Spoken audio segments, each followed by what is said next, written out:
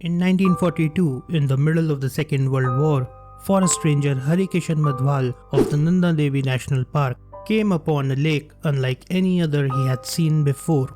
This lake was filled with and surrounded by human skeletons. Roopkund, as we know the lake today, is at an altitude of 5,000 meters in the lap of the Trishul mountain in the Himalayas and is one of the biggest mysteries in all of India.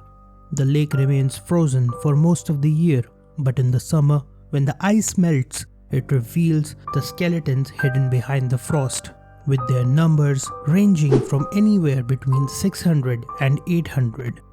The next question that arises is, how did they get there?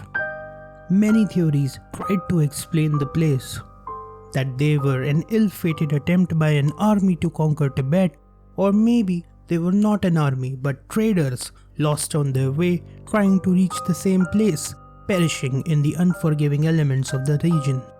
Some suggested that it was a place for ritual sacrifices, while others said that they were people isolated from nearby settlements because of an epidemic disease. None of these, however, could be substantially proven. What people didn't know was that they were closer to the truth than they thought, that the story of Roopkund was passed down in the villages in folk tales and stories that told the tale of a king and how he met his end in the mountains.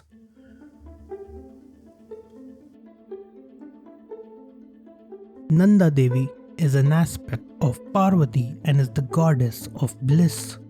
Nanda Devi Jat Yatra is a pilgrimage made every 12 years to this day that goes through Roopkund. It is said that the King of Kannauj, Raja Jasdhaval, with his queen Rani Balampa, their servants, and a bevy of dancing courtesans and musicians took a pilgrimage to the Nanda Devi shrine. The elaborate group disturbed the peace of the sacred land and undermined the sannyasi nature of the pilgrimage. Other unpleasant events eventually led to them facing the anger of the goddess, in which she brought forth a hailstorm that struck the group, leading to their demise in Roopkund. This is the folktale of Roopkund, passed down through generations in villages that lie close to the lake. In 1956, the Anthropological Survey of India in Calcutta used radiocarbon dating to reveal that these skeletons were 500 to 800 years old. But this couldn't be said with certainty, as the technology of that time was still new. Research conducted in 2005 revealed that the correct date would be something close to 9th century CE. Skeletons were discovered that were of women, with some still having their flesh intact. There were no weapons found either, ruling out the theory that it was a military expedition.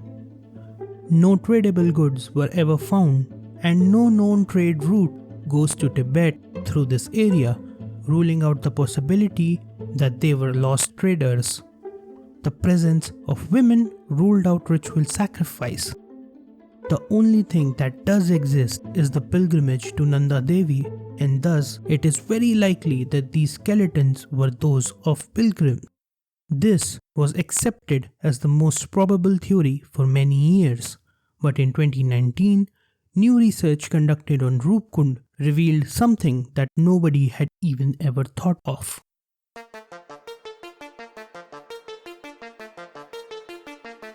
A group of research institutes selected a sample of 38 skeletons to conduct DNA and osteological testing and radiocarbon dating, and the results were extraordinary. They found out that out of the tested sample, two distinct groups could be differentiated. One group was found to have South Asian ancestry that died somewhere between 8th and 10th century CE. Comprising of men, women, and children, they were all found to be healthy at the time of their deaths, and artifacts such as leather slippers, bangles, and parasols were found with them, items that would have been carried during a pilgrimage, as was said in the folk tales. Moreover, Skulls found there were found to have compression fractures consistent with those from a blunt round object, but other theories were also hypothesized as possible.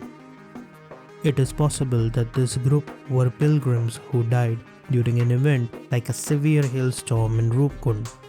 This research could be proof that a real-life event inspired the folk tale of the King of Kannauj, or was at least based on a similar real-life event.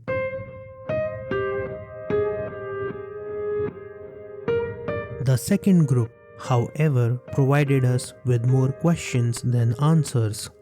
The group, comprising of 14 skeletons from the 38 that were tested, was found to have DNA that resembles nothing like that of South Asia but matches with European ancestry. Specifically, they seem to be of the Greek island of Crete.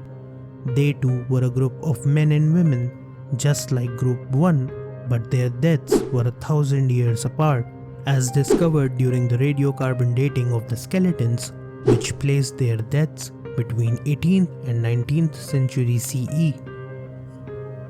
This discovery changed everything we thought about Roopkund. To discover the skeletons of Europeans in such a faraway, isolated place is strange. The questions were never ending.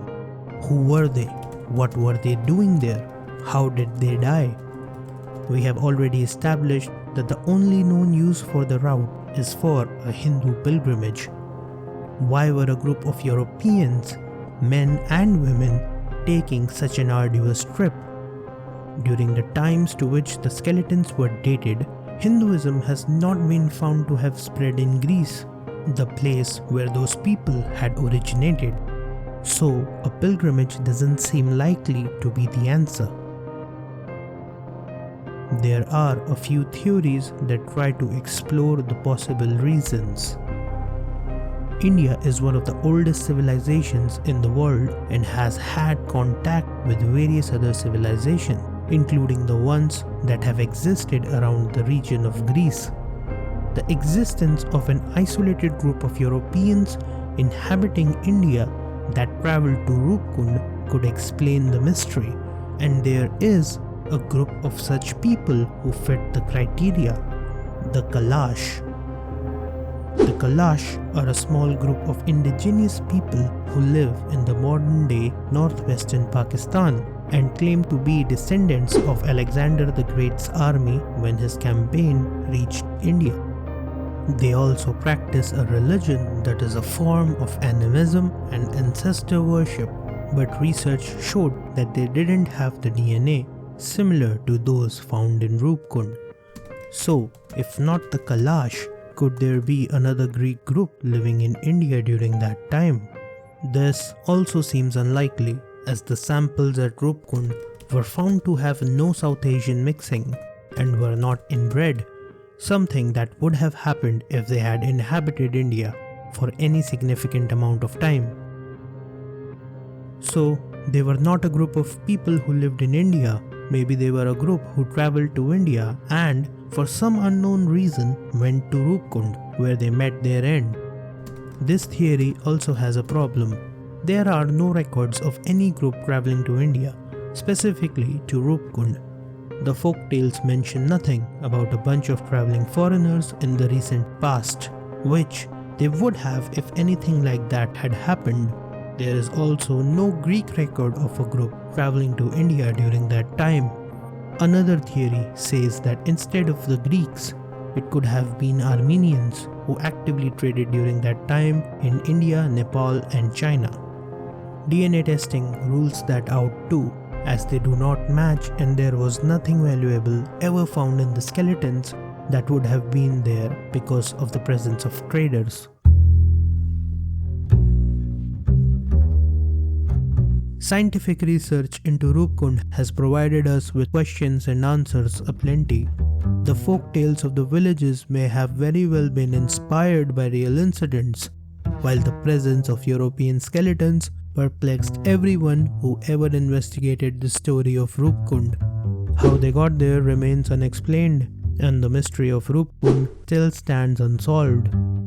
It's still hard to conduct deeper research, considering the difficult terrain of the area, the skeletons that reside inside the lake are far better preserved than the ones that were tested before and may contain certain artifacts that can reveal the truth. But until that happens, Roopkund remains as one of the most mysterious places in all of India.